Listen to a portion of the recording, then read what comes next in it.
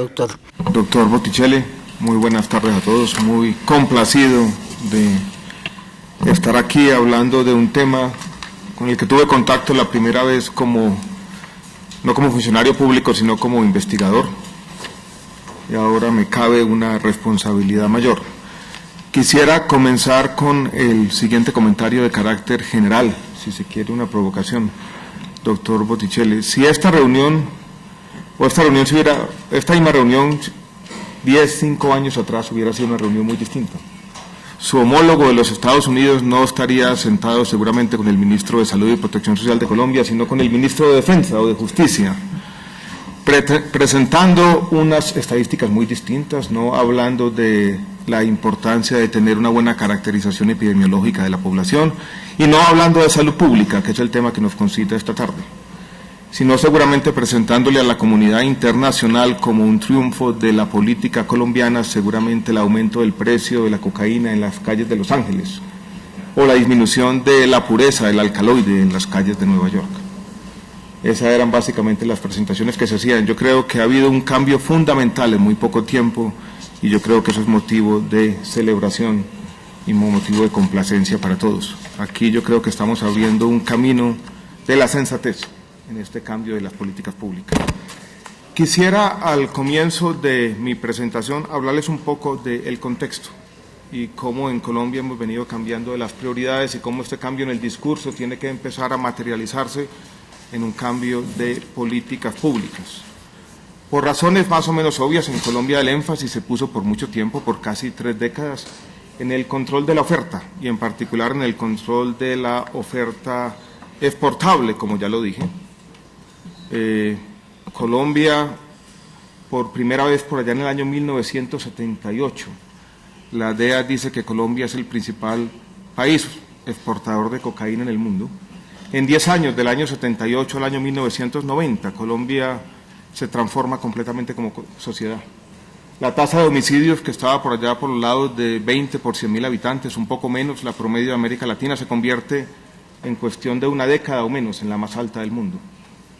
Y eso ocupó, por razones más o menos obvias, no sobra repetirlas, las prioridades del Estado completamente. Y allí pusimos el énfasis.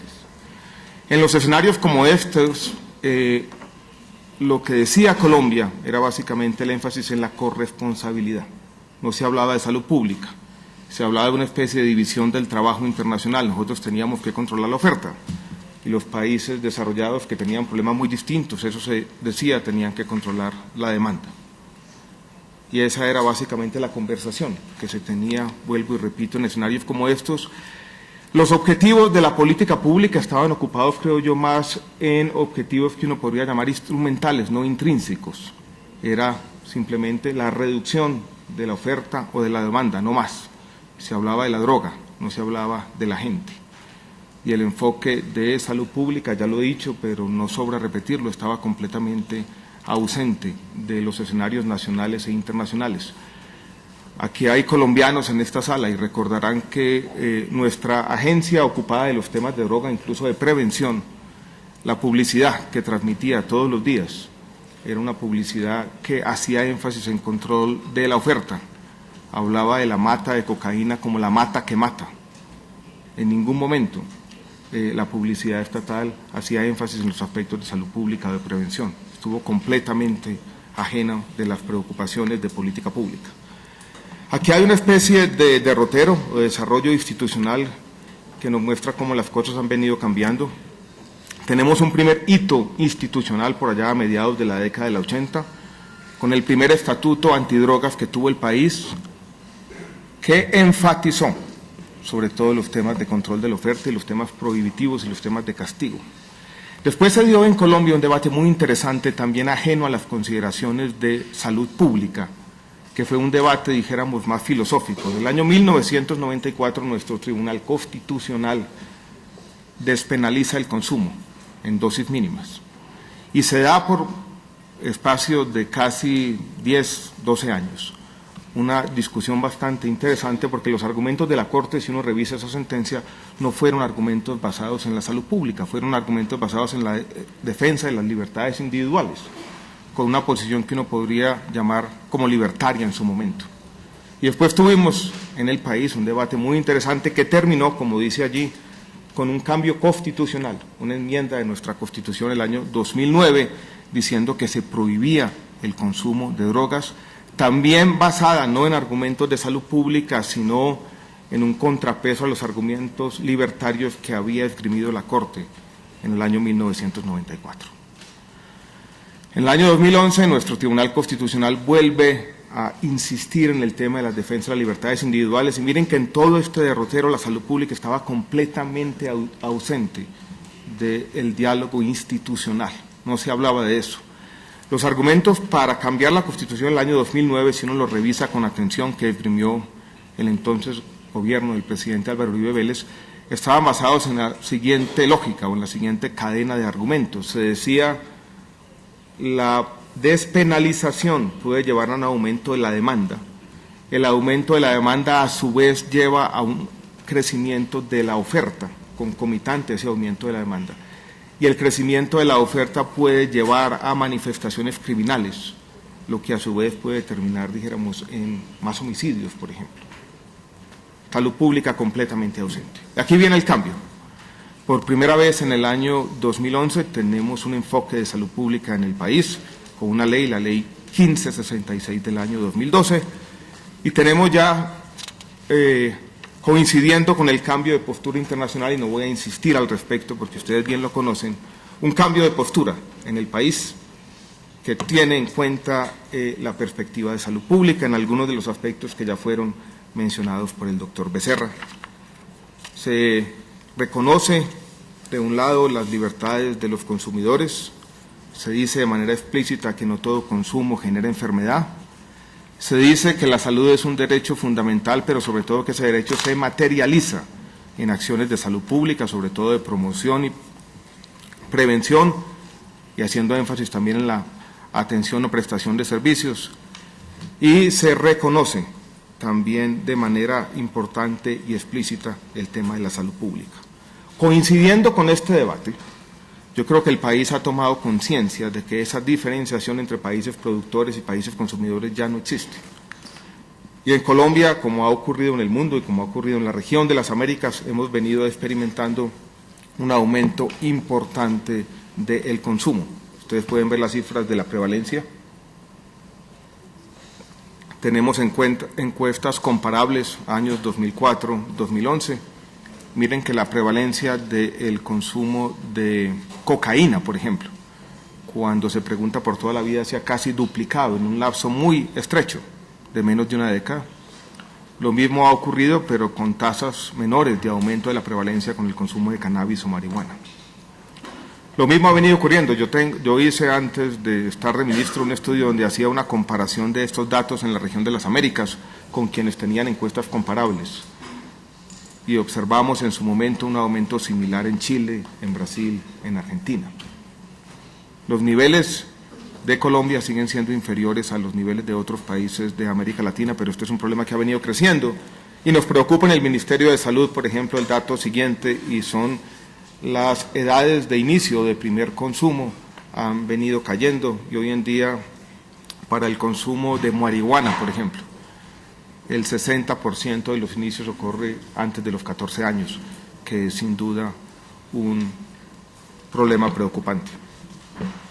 Quisiera, para señalar un poco entonces lo que implica este cambio de perspectiva, dejando de lado los antecedentes y los desafíos y los retos que tenemos todos, quisiera plantear no una disyuntiva, pero sí una necesidad de trascender los discursos, porque yo creo que ya el enfoque de salud pública está dentro de las prioridades.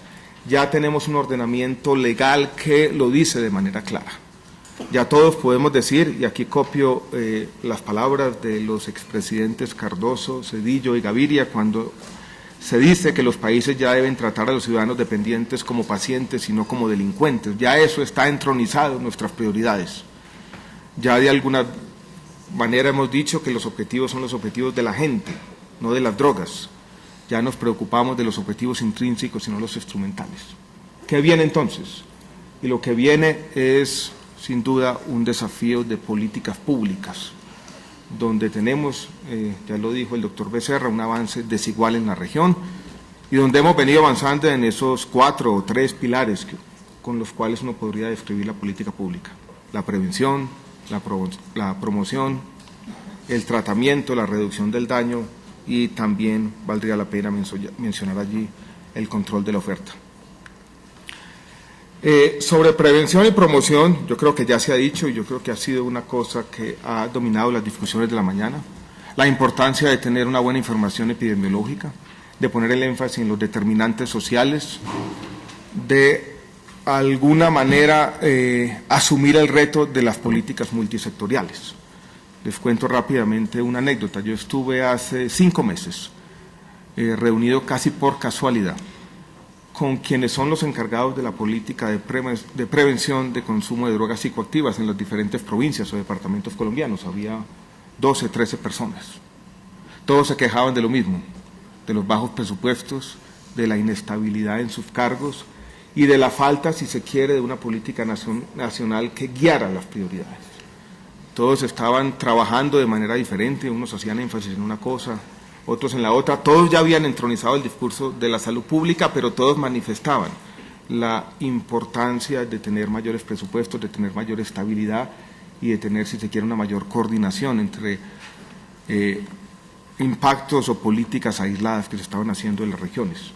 Yo me atrevería a pensar que lo mismo seguramente está ocurriendo en muchos de los países de las Américas. Entonces, allí, sin duda, a pesar de que Colombia, como bien lo reconoció el doctor Becerra, ya tiene una política consolidada, todavía los problemas de implementación son grandes. Tenemos también los temas de tratamiento, donde tendremos una gran diversidad. En este momento, por ejemplo, estamos en una tarea difícil desde el Gobierno Nacional tratando de definir las condiciones de habilitación para los centros de tratamiento. Y nos hemos visto en el diseño de esta regulación casi que en un proceso de ensayo y error. Ponemos unas condiciones, nos damos cuenta que las condiciones son ideales o muy exigentes, que no las están cumpliendo todas. Y en ese proceso hay una estadística que yo creo que vale la pena poner sobre la mesa también para de alguna manera ser conscientes de las dificultades. Tenemos apenas 137 instituciones habilitadas en los últimos 10 años, cuando tenemos unas necesidades de tratamiento, según algunas estadísticas, entre 200 y 300.000 personas. Tenemos todavía en los centros de tratamiento un sector muy informal, algunos de ellos no consolidado, con la oferta muy concentrada en las principales ciudades y con una gran demanda en toda parte. Yo cuando hablo con alcaldes de pequeños municipios en el país, todos dicen lo mismo. Tenemos un problema grande de consumo de drogas psicoactivas, dependencia, consumo problemático. No tenemos muchos centros de tratamiento y vuelvo, insisto, sobre el tema, no tenemos muchos recursos. Sobre reducción del daño, hemos avanzado poco. Este es un problema que tiene que enfocarse en poblaciones más focalizadas, muy vulnerables.